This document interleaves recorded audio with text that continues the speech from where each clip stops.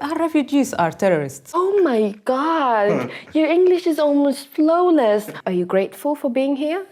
Are you? Huh? Can you speak English? No. Girl, I speak English where I come from. Actually, English is my fifth language. I speak 3 languages fluently. My dad speaks 6 languages fluently. They will expect straight away that I can't speak any English. Maybe I haven't had any education back home. Maybe I was just coming from the jungle. Believe it or not, we have universities and schools in Gaza. Did you come on a lorry?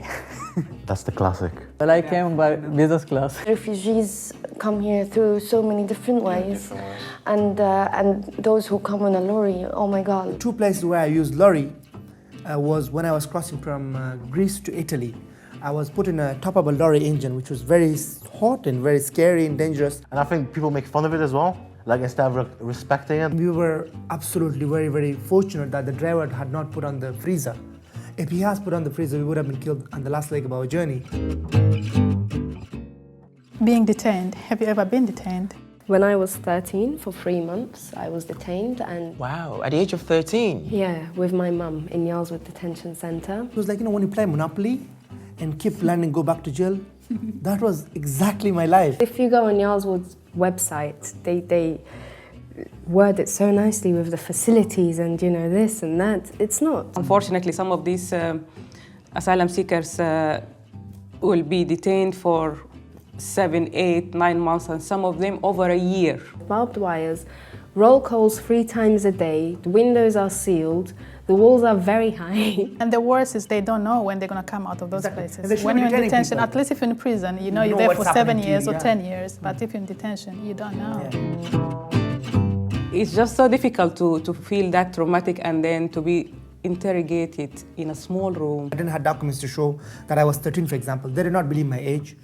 They did not believe even my nationality, that I was an Afghan. And all these questions are like questions that are so personal, are connected to trauma. I'm like, I don't know. Say, you can't remember what you did? I was like, I was lying down there, tied up, stripped naked, with a leg on my head and a gun to my head. Things became so bad for me personally that I actually wanted to leave this world. I mean, I went through hell on the journey.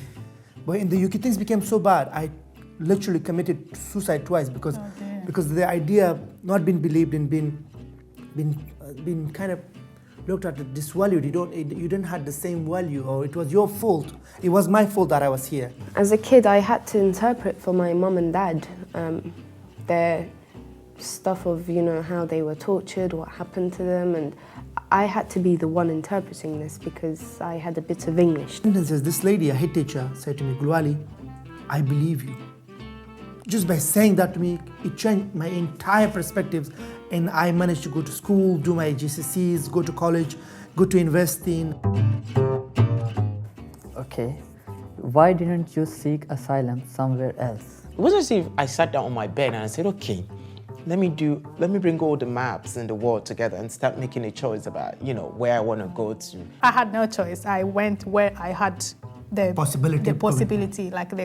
I need to leave now. Where can I go? I have this visa here, 6-month valid visa. Let me just use this one and go. You have to go with the flock. You can't just take a suitcase and then be like, I wonder, should I go France? Should I go Germany? No, you have to stick together because you're alone. So, are you here for work? Well, my family came to save their lives. They didn't really think about work. My dad had to leave his business behind.